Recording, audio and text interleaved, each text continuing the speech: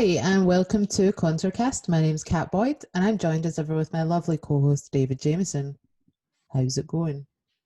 It's going fine, I usually say at this point, but it's kind of not actually after the last few days' events. Oh, the last few days have been bad for my blood pressure. Yeah, I've made a number of videos in which my head has swollen up so that it looks like a huge beetroot. Yeah, you're looking a lot less pink today. Yeah, well, I mean, blood pressure might come down a little bit, but reading left-wing social media at a time when the most famous socialist in the country is being persecuted in the most ridiculous way is definitely something that is going to cause you a spike in blood pressure. Definitely. Yeah, well, you have made videos. I have made enemies. I've really had to try and think before I tweet. Mm-hmm. Mm-hmm. Yeah, it's definitely a time to to step away from social media a bit, not be arguing with everyone still at kind of 2 o'clock in the morning. But it's quite something. I think it's been a moment of real clarification on the left about. So we're talking obviously about the decision to suspend Jeremy Corbyn from the Labour Party following his comments in light of the Equality and Human Rights Commission report on anti-Semitism. And yes, Corbyn's subsequent suspension. And that is, there's a whole pod on that in itself. And I know that you've done a video with Cy Engbert, is it? So you've done that video with him. And that's kind of more on the substantive issues. I think that what's really infuriated me has been the reaction to Corbyn's suspension, and how it's been, the reaction to it basically on socialist Twitter, which is, I mean, it's a terrible place to be at the best of times, but particularly right now. So yeah, I mean, I think it really exposes the depth of confusion. But I think that in among some socialists, it must be said, by the way, right? See, when you even say the reaction on social media, there's two very different types of reaction, right?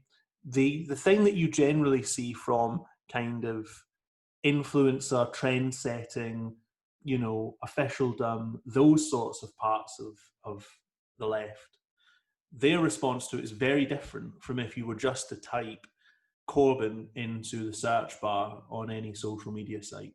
If you do that, you find two types of people. Bizarre far-right reactionaries chortling about it, of course you find that, but also tons and tons of angry left-wing people defending Jeremy Corbyn, right? Mostly with very sound arguments. Yeah. The bit that's going to give you blood pressure is, blue tech, kind of left wing social media. That's gonna give you blood pressure. Like me. Yeah, like you. I mean, I regret my blue tick. It's like a tattoo that, once you sober up, you're suddenly like, oh, yeah, like you're cringing from it. Yeah, but so many ways in which people can equivocate and not just straightforwardly simply say this is wrong. And as perhaps we'll go on to discuss, I think that there's basically two different motivations behind that. And I don't want to detract in any way from saying with all this that, like, there are good people mobilising around to defend Corbyn. I'm talking here about a subset of folk, right? There are still people on the left. There's a meeting going ahead in defence of him. A bunch of trade unionists have signed a statement defending Jeremy Corbyn. There are still plenty of good people who understand basic principles around solidarity, right? But I don't think we can ignore the element, because I think it's a healthy learning experience, the element who won't defend him. And I think they basically fall into two broad categories.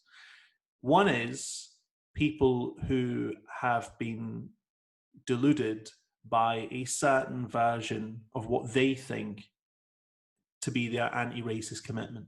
And you know this kind of stuff. It's the people who are saying, if anyone in the Jewish community says that Corbyn is an anti-Semite, their voices must be listened to, for example. The only interpretation you can take from that being that any accusation coming from that quarter must be correct on this issue. And we know this argument. We've seen it 100 times. Listen to the voices of XYZ identity group. They are right on issues that impact them. And the issues that impact them are always understood very narrowly, as though black people, for example, only care about racism and only care about racism towards black people and are the experts on that issue and none other. That's one category of people who agree with those, let's call them what they are, postmodernist ideas, basically about racial essentialism and sort of various other kinds of community essentialism, right? And perhaps some people have been confused by that legitimately because it's quite a strong trend on the left. Then there's another group, and I'm going to say like these groups significantly overlap, and I think it's meaningful.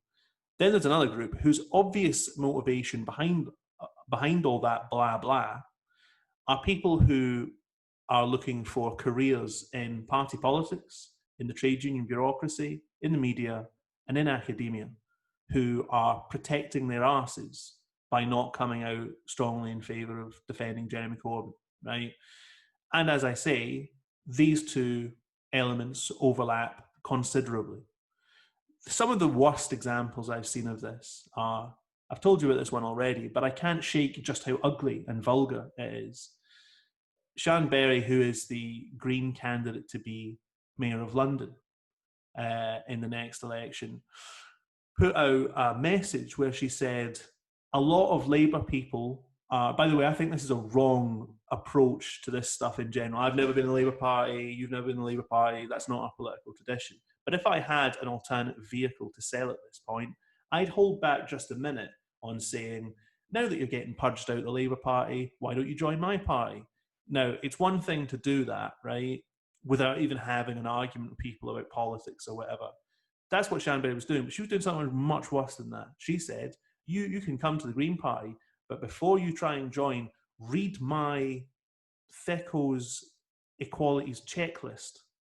And you know what I mean? It's that equalities checklist that some people love to whip out, and it sort of says, the Green Party does not accept sexism, racism, oppressive attitudes of any kind, but it's a long, kind of list. And she says, you have a look at this before you join our party. And basically what you're saying is, you can join the Greens, but you are filthy reactionary scum, and you need to sort of clean yourself before you come into this party. It reminded me of, in any group of friends, there's one parent that the parents of one friend won't let the kids, when the kids come around to play at their house, won't let them sit on the sofa or something, which is like shrink wrapped. You know what I mean? Get those filthy shoes, leave those shoes outside the house, right? It was the most grotesque, appalling statement of just poisonous middle class culture.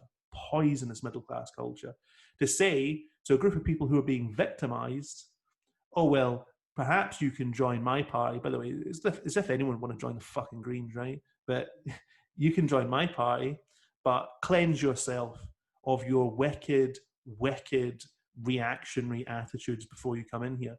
Does anyone think that's left-wing politics? Does anyone think that that is remotely respectable? I think it's disgusting. And it's obviously reactionary. It's part of a worldview that the people out there have all these sick ideas in their heads. Disgusting. Well, I mean, hell mend them. Because if you want to try and build a political project that's built on purity, particularly on questions of identity, then you're on to plums. That, it's not going to work. I've been involved in the left for long enough to know that you can't build a cohesive, fighting, left-wing movement on questions of identity. It's just not possible. And I mean that as much as including class as an identity and not as a relational force or an ahistorical grouping. You actually can't build power on that basis. I mean, the whole thing is totally sick. I suppose in a way it's been a useful exercise in finding out exactly where people stand politically on these questions. Because actually, turns out, you've not been in the Labour Party, I've not been in the Labour Party, most of our own comrades haven't been in the Labour Party. In fact, we spent most of our political life doing in the Labour Party and having a go until Corbyn came along, and then we, rallied to Corbyn, not to Labour, I think it has to be said. And it turns out that we're some of the best Labour leftists in Scotland. Like, that's actually what's happening here. Yeah. Because there's people out there who have said nothing in defence of Corbyn. They've said nothing about the wrongs of what has happened to him. This is a man who is a lifelong anti-racist. Yeah. Who is going to be remembered as an anti-Semite, because it will be the same bloody newspapers that write history, like when he is gone, they will talk about him being an anti-Semite. And this is a man who's dedicated his entire life to fighting injustice and oppression. And what's happening to him is horrific. And if it can happen to Jeremy Corbyn, who has, like, he is from a middle class background, he is educated, he does have cultural and social capital. If it can happen to him, it can happen to any of us. Like, any of us can be destroyed by these machines. It's a really, really sad state of affairs. One of the worst parts of it has been the Scottish Labour reaction to it, Richard Leonard's reaction to it, where he said something along the lines of, I consider Jeremy Corbyn a friend, but I don't comment on internal dispute matters. Like, this is the same party who has sent about 25 emails in 2 weeks asking for Margaret Ferrier to resign, saying that they will work with Nicola Sturgeon to get rid of Margaret Ferrier. So it's okay to intervene in other parties' internal disputes, procedures, or disciplinary procedures, or whatever it is they're called, but you won't stand up for a man who is a friend, a comrade. And let's not forget that I actually don't know if we would have in Scotland a left-wing leader of the Labour Party if it hadn't been for someone like Jeremy Corbyn. There was a momentum there that allowed the parts of the left in Labour in Scotland to actually gain a bit of a grip on the party, to get rid of Jim Murphy, to try and restore some sense of social democracy to the policy platform. And like, if it was me, I would be falling over myself to defend someone like Jeremy Corbyn. Like, there will be more people who will fall by this sword. There will be more people who are accused of these things. I mean, and the irony is that Corbyn isn't someone who's been silent on racial oppression. There's hundreds of MPs, loads of people in political parties who have said zip their entire lives when people have been starving, when people have been getting bombed. Like, the Labour Party, Tony Blair's still a fucking member. Like, he has blood on his hands, right? Now, it's Jeremy Corbyn who has been active, and this is the real sinister Kafkaesque part of it, is that this is someone who, I think this is why it is painful to watch, because this is someone who has integrity, one of the few politicians who actually has integrity and backbone being destroyed, and watching his so-called comrades not come to rally around him. Not all of them, of course, he does have support, but people that I would have expected to be rallying around him are not, and that's really grim. But at the end of the day, it kind of proves my point about our political tradition in relation to Jeremy Corbyn, which is that we've always kind of been closer to the same tradition as Corbyn than Labourism. Like, Jeremy Corbyn spent his entire career defending the ideas of the so-called far left inside a Labourist organisation, anti-war, anti-Trident, anti-imperialist, like anti-racist, like these ideas, and really like propelling himself into those movements and taking part in those demonstrations, and being kind of on the front line of that. Whereas I think that I've said this before, but I think that Richard Leonard has spent most of his career defending Labourism against the far left. Or at least I don't mean him personally, but he's more of that kind of tradition. He's of a Labourist tradition. So we do have some kind of political relationship with Jeremy Corbyn. And I think that, if it's up to us to try and defend him, to, try and get some activity around it going, to try and get, a public letter, then it'll have to be that way. But I'm really just kind of shocked and depressed at the lack of solidarity that he's been shown by people on his own bloody side.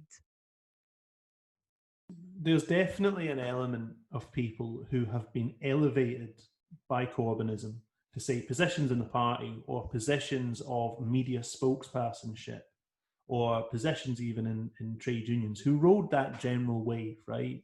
Because, you always get this thing. It was true in the independence movement as well, right?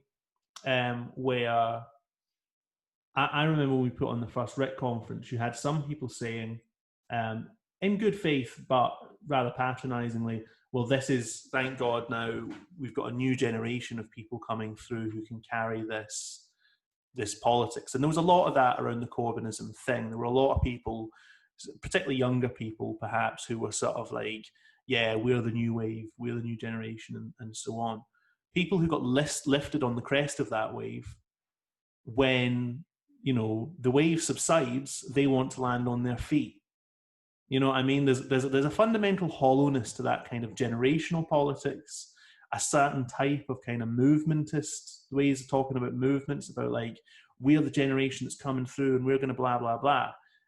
Underpinning that is fundamentally quite cynical, self-seeking, career-seeking type activity. This is one of the reasons, by the way, where I don't agree with this generation left stuff, this idea that we're going to get a reformed capitalism because young people are organically more left-wing than everyone else, right? I'm sorry, but the system has a way of capturing people, of chewing people up, of expelling people from polite society if they won't behave, if they won't conform, and of accepting them in and embracing them if they will conform. And that's, of course, like Labourism is that machine par excellence. Jeremy Corbyn should treat it as a badge of pride that he's being treated in this way, even though it's fucking horrible. Because what it means is the machine can't digest him. He was the leader of the official opposition, of Her Majesty's official opposition. And even now, after holding that position in British society, the system cannot digest him. He's indigestible. And there are a lot of very digestible people on the Labour left, like especially the ones that you see a lot more of. And it's tragic. It's tragic, but it is what it is. And it is cowardice. But there's plenty of people who are only socialists when it's politically advantageous to do so, and I want them to know that we can fucking see you. I know. Like, we can see you with a red jacket or your red tie or your new beard or your glasses because you think that makes you look like a socialist.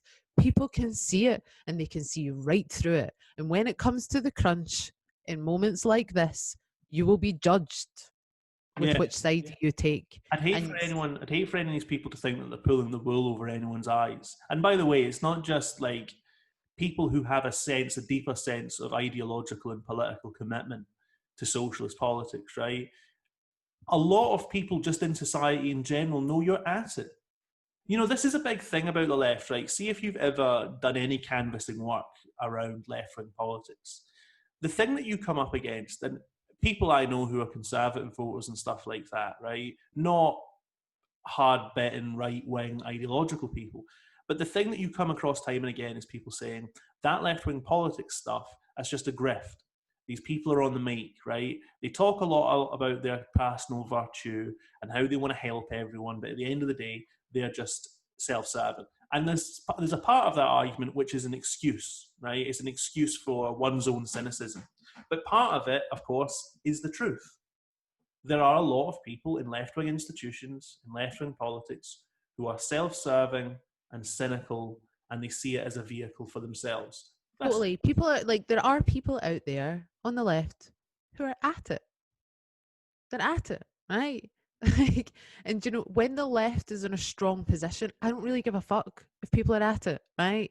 If you're going to come on the demonstrations, magic, right? That's another like 50 bods on a demonstration, right? Whatever. It doesn't really matter. When the political like moment is moving to the left, you want to call politicians, you want to call yourself socialists now? Banging, right? Come on, let's go. But see, when it comes to moments of crisis, this is where people are tested. And like, fuck, I'm not perfect in politics, and I know that, right? But, and I also do think that people should be able to change their mind on things. But what I've noticed is that whenever the shit hits the fan, like, because of because I come from a political tradition, like it gives you like a sense of strong birch, like that you don't just snap in the wind. Like when there's like chaos, when there's crisis, when you're under fire, like you're able to withstand it because of your ideological grounding and intellectual development. Now, we owe that to the same part of Trotsky's tradition. And like the way that that tradition has been passed on and the way it's been developed is now gone. So there aren't organizations for people to join to get this type of training. I mean, I suppose that's part of the Counter Project, right? Is that we want to be able to have like centers of ideological discussion where people can be developed intellectually in the same tradition that we were, and people can join that or they don't have to. But we need to start somewhere because the British Trotskyist left is in crisis. It's a massive crisis, and it's having an impact on how people develop politically. If you develop politically only on Twitter and on the trade union movement and in the Labour Party, then it's not going to be enough to become strong birch or like steely in the face of what is going to be thrown at the left when we try to advance the cause. And I think you made this point on Twitter last week, that where people are politicized really, really matters. Do you remember when like everyone was going on about how Facebook and Twitter was going to like democratize the world? Look how that turned out. Like this is not how history moves forward. No, it's a significant regression. And by the way, like there are even in a country which traditionally had quite a weak radical left like Britain compared to other European countries, there were several trends representing a political tradition that went all the way back to, say, the Second International, right? Just as there were in many European countries, not just Trotskyism, but in different ways and not always with the same vitality. You had the kind of Communist Party tradition. You had certain traditions of, even some of the stuff around like the ILP and some figures on the left of the Labour Party, of militant kind of syndicalist thought in the trade unions, where certain ideas were taken very seriously that clearly aren't now. You know what I mean? I mean that it's clear to see that from the current crisis. So the painful reality is when something like this happens, and it's not just this issue, it's several issues in the last few years. European Union might be another one. If you want to go to someone even for a sound take on what things are happening, it's people who have a bedding in political tradition that isn't simply institutional, like with the trade unions or the Labour Party or whatever, or like, we're going to say the Green Party, it's not even, I mean, or, people who have learned their politics from social media, right? Or people who have learned their politics from academia. That's another very kind of strong post-traditional form of left-wing politics. I honestly, I don't think I could fit on one or two hands the number of people whose opinions I trust who come from that kind of background. It's always just so, the politics is so watered down, so little is held in earnest principle, that so good at evading taking strong stances on anything. And I think that's a wake-up call. One of the weird recurring arguments about left-wing politics is always the argument against spontaneity. Like, on some level, a lot of people on the left, like left-wing activists and stuff, think that the kind of wisdom that comes from generations of the socialist movement, that consciousness, that those ideas are spontaneously emerging. So, it's very easy for people to look at the breakdown of Corbynism and say, yes, but this is a movement, it's still in an early phase of its development and so on, right?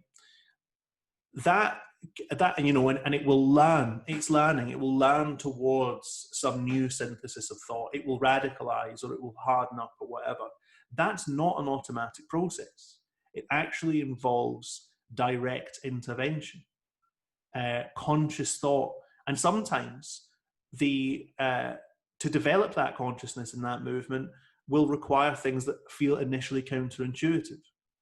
Like, I understand why a lot of left-wing people intuitively, when our own movement is accused of something like anti-Semitism, start saying, oh, we need to root out the anti-Semitism and we need to, deal with all the racists in our ranks, right? Because left-wing people are primed to be anti-racist. They're primed to take that kind of stuff seriously.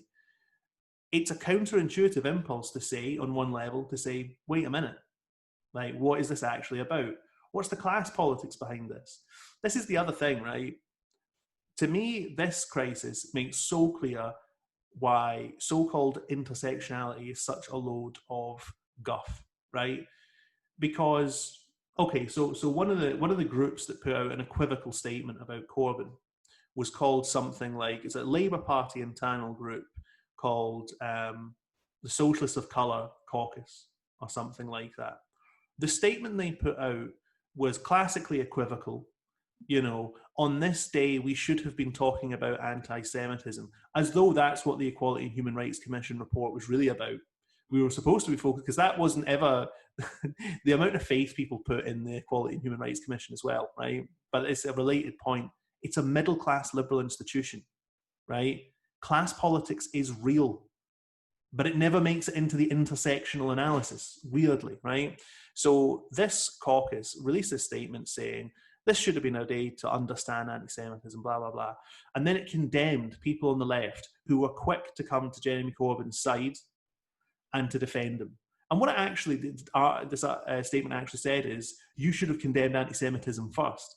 What are you actually saying? That we now need to monitor each other's social media accounts and make sure that you said, first of all, I condemn all anti-Semitism, then I think Jeremy Corbyn's been unfairly treated. Ridiculous. Just ridiculous, senseless moralising, right?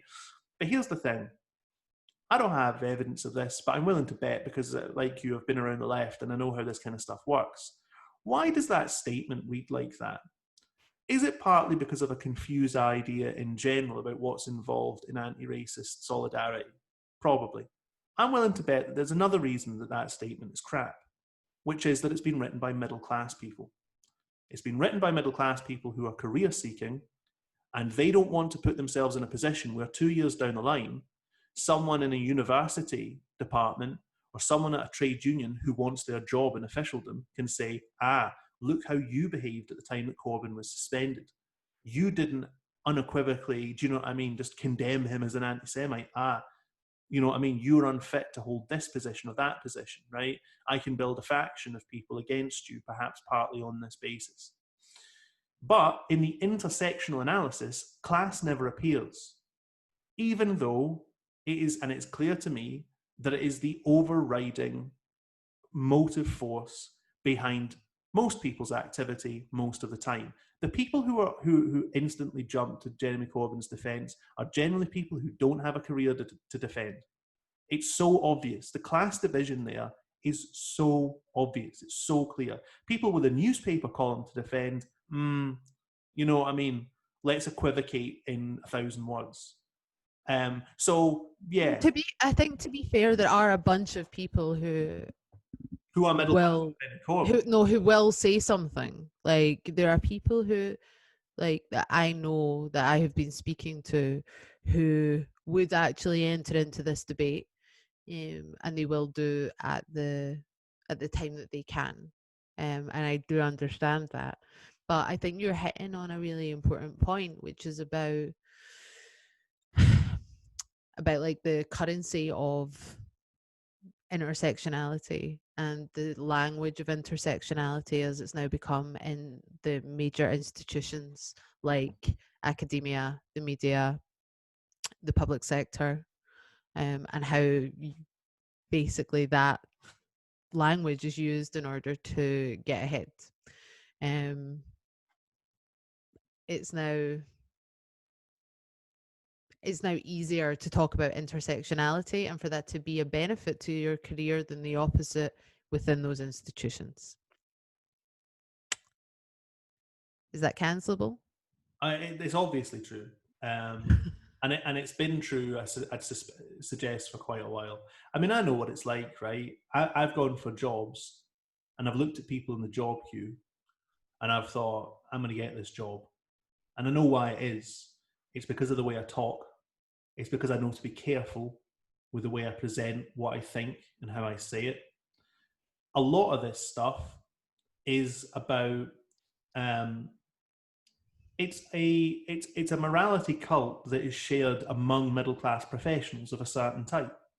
It's about people can understand the class background you have, the kind of education that you have, your dependability to behave in a certain way, to conform in a certain way, to act in a certain way. They can tell that by the way you talk about, for example, equalities issues. They can tell that you're going to be the sort of person who plays ball based on that. I'm not saying that that's the whole basis of the phenomenon at all, right? There's a wider and more complex picture, but that's part of it. And that's a big part of how this stuff has been used against the left. Because, like, imagine Corbynism reached its full potential. It would have lost the support of a lot of professional liberals. It did anyway. It did anyway around Brexit. I mean, you literally saw the Corbynite sort of support break down partly in response to that issue. People who were willing to go along with the Corbyn thing, though they had serious misgivings, once Brexit happens, they identified their core interests and they broke away and they denounced him furiously, right? So if Corbynism had led to an even larger radicalisation and destabilisation of British society, and for a few years there, it was a serious, part of the destabilising forces that were destabilising British society. If that had grown to an even higher pitch, right, it's not unrelated that he started to get attacked on so-called equalities issues. By the way, it wasn't just anti-Semitism. Anti-Semitism is the one that happened to stick, right? Yeah. Because it's such an appalling accusation. And it tweaked a lot of people's neuroses at once, right? And people, retreated into themselves and said, "Oh, we're going to have to do something about how, Jeremy Corbyn being an anti-Semite." He was also accused of being a misogynist and a homophobe and everything. Like, he was, even despite the fact that he's probably the least, you would be hard pressed to find one person in a million who was more right on than Jeremy Corbyn, right? But he's been accused of absolutely everything. That weaponization of accusations like racism, for example, it directly corresponds to classes. It obviously directly corresponds to class tensions in society, clearly. Yeah, I mean, I think that, I can understand that there will be people out there who didn't rate Jeremy Corbyn as a leader, right? I get that, who thought that he was ramshackle, didn't dress well enough, didn't play the game well enough. But surely even those people can recognize that what is happening is wrong. It's wrong. Like that, and that's what this comes down to. Like, this is one of my, like, there's little pockets of my politics which are often quite childlike. And I will just be like, well, is this right or is it wrong? And it's fundamentally wrong. It's this is not fair. And that's what really like gets my blood boiling, is that it's not fair.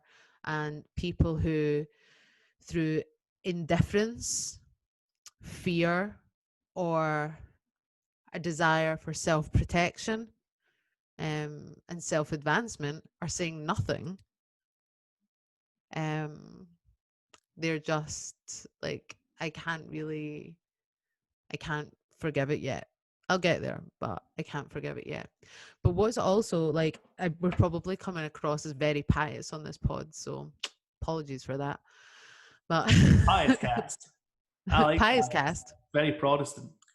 But it's actually made me reflect on where I have been on other issues where there has been attacks on socialists, and trying to actually see where people who defended other socialists when they were caught up in conspiracies or when they were caught up in scandals, and I mean that kind of in a global sense, I'm not just talking about Scotland and Sheridan and that sort of thing, but is it possible for me to work again with people who had a one view on the Sheridan case and not on the other? Like, of course it is. Do you know what I mean? In time, we have to heal these bonds, but at the moment, I'm still like totally furious about the Corbyn thing.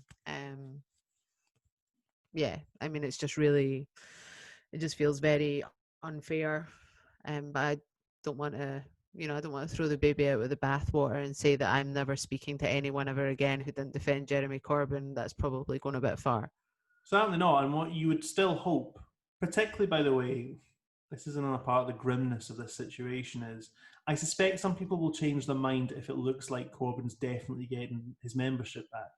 Yeah, well, this is the thing. This is when they can come back on the bus. Do you know what I mean? Come on, lads. All aboard the good ship socialism. The door is, this is the thing. This is my approach to politics, is that the door always has to be open, right? And there was times in politics where I was like, the door's open for some people, but definitely not for others because of positions they've taken in the past, things they've said in the past. You know what I'm getting at, right? Like historic left-wing fallouts, disputes, and scandals. But now my view is that the door always has to be open for everyone. Fundamentally, like, we have to believe in people's capacity to change and to change their mind and to change their mind honestly. Like I'm saying, on the Corbyn thing, I am not there yet, but with God's good grace, I will get there. I also think people, because we're talking a lot about one man here, right? This, I mean, He's not a hero. I think it's important, like, yeah. to emphasize that, it's not about lionizing him or idealizing him, or because it's not just about Corbyn. This is what I'm saying, is like, this could happen to any one of us on the left. Yeah, and as you said, if it can happen to Corbyn, Corbyn has the cleanest hands, right? Yes, and he does. I would hope that was true, by the way, because I wouldn't want to be part of a social movement that was full of people who'd never done anything wrong. That sounds like invasion of the body snatchers, right? I mean, a social movement made up of people who've never told a nasty joke, never said anything foolish or ugly, never behaved badly. It doesn't exist. It can never exist because we're human. It can exist, but that's called a cult. Yeah. Like, when we all know there's never any bad behavior in a cult. No, the cults are pure, and what happens in the cult is righteous. Yeah. So if you want a social movement that's more than like 6 nuns who live on a tiny island off the coast of Ireland or something, right? If you'd like it to be bigger than that, you're going to have to accept that it includes a lot of people who have done and said things a lot more foolish than anything that Jeremy Corbyn has ever said. I mean, I go back to this thing that Corbyn said when he was first running for election. I bang on about it all the time, so I do apologise for boring people with it. But when he was getting derided in the press the first time he was elected as Labour leader, he made a speech, I think it was in Stoke, or somewhere like that. My English geography's like. He made a speech in which he said something like, my neighbours tell me that people say terrible things about me in the press, but it's okay, I forgive them all. I mean, that's beautiful. That's like, actually, I do think that is a useful approach to left-wing politics, because if we don't have forgiveness and redemption, then it will just literally be 6 of us. Like, if we don't accept that people can change and can change their mind and, at least clean up their nasty jokes, then. Yeah. But although with Hamza Yusuf's new hate crime bill, we'll have like little spy cams in our home beaming all of our nasty jokes right back to Holyrood. Well, but seriously, like, I mean, maybe not quite. I mean, I don't know much about that issue, by the way. I'd be interested in your thoughts. But we do actually live in an era, of course, of much more heightened surveillance. I mean, this is part of the phenomenon of recent years. Remember when Stormzy they found out when he was a teenager or something he'd told a homophobic joke, right? And Stormy, to his credit, Stormy, Stormy. the whitest guy in the world, is now discussing grime, right? All right, Dad. Yeah, Stormy. He came out with a great statement and said, "I was a really stupid thing to say. I was a kid. Do you know what I mean? I apologize for it and all that kind of stuff, right?" But here's the thing, right? We live in an age where, much more than any generation before, there is a huge log of everyone's behavior on the internet, and it's owned by a bunch of rich people, right? Yeah. And I'm not just talking for people, for the dirty, filthy people who Shanberry would never allow into the Green Party, who are listening to this podcast right now. I don't just mean the stuff that you've like tweeted on Twitter, or the stuff you've said on Facebook, or the jokes you've told on WhatsApp to that group that doesn't exist, right? Where you say things that you'd never let your mother hear, right? The secret group chats. Everybody has a secret group chat. Right? I'm also talking about your search history when you go on the incognito mode on Google, right? Some rich guy owns all that too, right? So before you decide to destroy Jeremy Corbyn or allow watching him being also psychologically smashed, right? I mean, the psychological war against Jeremy Corbyn and the left is profound, right? For what's the worst thing Jeremy Corbyn ever did? And this wasn't what he was suspended for. Jeremy Corbyn was suspended for saying that he disagreed with something in the EHRC report. Like, that's now something you can get kicked out of a political party that you used to lead for. Probably the worst thing he ever did was make an innocuous comment on a stupid piece of artwork, graffiti art, that was a cartoon that included like the Rothschild banking family or something like that, right? And he put a comment underneath it saying something like, "Oh, that's terrible, they've taken down your cartoon," or something, right? Probably not understanding for a minute what it represented. That's probably the worst thing he's ever done. Everyone listening to this has done something worse, right? And everyone in society has done something worse. And everyone of Jeremy Corbyn's accusers has done something worse. And we don't live in an age of innocence, right? And if Corbyn can be got, we can all be got. And finally, right, why this is so much wider than just Corbyn the man. This is an enormous blow to anti-racism in this country. One of the country's stalwart, characteristic anti-racist forces, who's been an anti-racist force for decades, right? Apartheid, against the NF, against Prevent, which is still enforced in Muslim communities all over the country after it was imposed on the country by the Blairites. They're still spying on the Muslim community. There are still spies in the mosques. It's one story that I wrote that got no national coverage at all. Childline spy on the Muslim community. They use the Muslim community's children to spy on their parents in line with Prevent. It's that insidious and vile, right? It's that racist. He fought against that. The people who imposed that on Muslim communities in this country are still in the Labour Party. Yeah, but this also is the argument that I've been trying to make now for the last few months, particularly on the way that these struggles, like anti-racist struggles, have been completely decoupled from discussions about imperialism and anti-imperialism. Like, the current intersectional discourse can't deal with imperialism. It doesn't talk about it. So actually, when we're talking about Prevent as a racist policy that is still going on to this day, that targets the Muslim community, and how that is tied to imperialist projects and the UK-US adventures in the Middle East, like, nobody, like, people just aren't interested in talking about that. Like, but that's the key link. And actually, if you want to talk about the US UK imperial project in the Middle East, then you have to look at Israel and Palestine. That's why Palestine solidarity is still important. It's not because, oh, the poor Palestinians. It's because, no, this is actually the weak link in the chain This is where there is a weak link that we can use to talk about foreign intervention and military power and global politics. Like that's not me being a, what was it? Loki said on Twitter, I'm not being a chin stroking Marxist when I say that. Like for decades and decades in workplaces across Scotland, people talked about what was happening in Palestine, what was happening in Chile, what was happening in Spain.